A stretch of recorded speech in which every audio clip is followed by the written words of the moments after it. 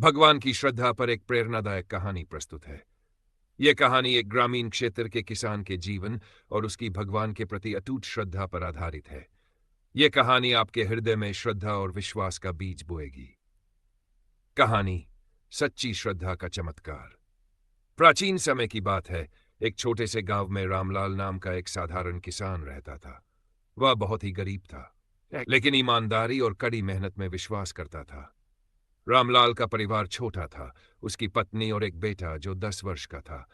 जीवन कठिनाइयों से भरा था, लेकिन रामलाल हर सुबह उठकर भगवान के सामने दीप जलाता और प्रार्थना करता था।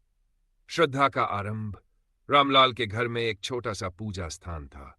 वहां भगवान कृष्ण की एक मूर्ति रखी हुई थी। रामलाल का मानना था कि भगवान कृष्ण ही उसके जीवन के मार्गदर्शक हैं। चाहे कितना भी बड़ा संकट क्यों न हो, वह हर परिस्थिति में भगवान का नाम लेकर काम करता था। गांव वाले रामलाल की श्रद्धा का मजाक उड़ाते थे।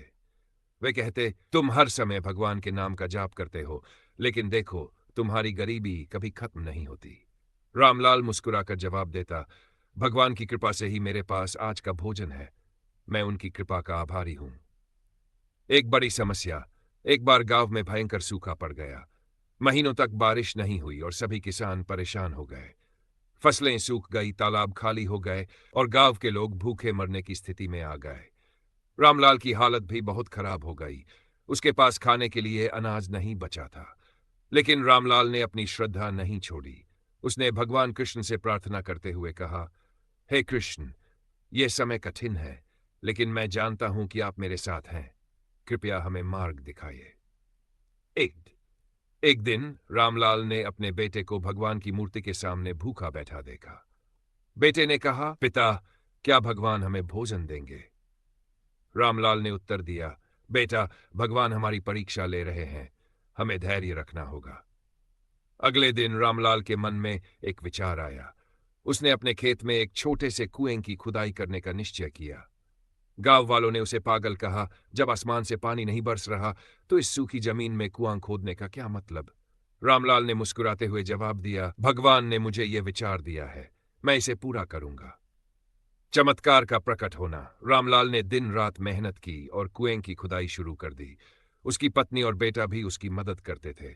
कई दिनों की मेहनत के बाद एक दिन रामलाल ने जमीन से पानी की धारा निकलते हुए देखा। यह देखकर उसकी आंखों में आंसू आ गए। उसने भगवान को धन्यवाद दिया और कहा, हे कृष्ण, आपकी कृपा से यह संभव हुआ है। अब उसके पास इतना पानी था कि वह अपनी फसलें उगाने में सक्षम हो गया। कुएं का पानी न केवल रामलाल के लिए बल्कि पूरे गांव के लिए वरदान बन गया। गांव वालों ने रामलाल से माफी मांगी और उसकी श्रद्धा की सराहना की। श्रद्धा का संदेश। रामलाल ने गांव वालों से कहा, भगवान हमारे पास हमेशा रहते हैं, हमें बस उन पर विश्वास रखना चाहिए। कठिनाइयां केवल हमारी परीक्षा है, और अगर हमारी श्रद्धा सच्ची है तो भगवान हमें रास्ता जरूर दिखाते हैं। रामलाल की कहानी यह सिखाती है कि भगवान की सच्ची श्रद्धा और मेहनत किसी भी कठिनाई को दूर कर सकती है। हमें कभी भी अपनी आस्था को नहीं छोड़ना चाहिए, चाहे हालात कितने भी खराब क्यों न हो। यह कहानी इस बात का प्रमाण है कि जब इंसान भगवान पर पूरी श्रद्धा और विश्वास रखता है तो चमत्कार अवश्य होते हैं।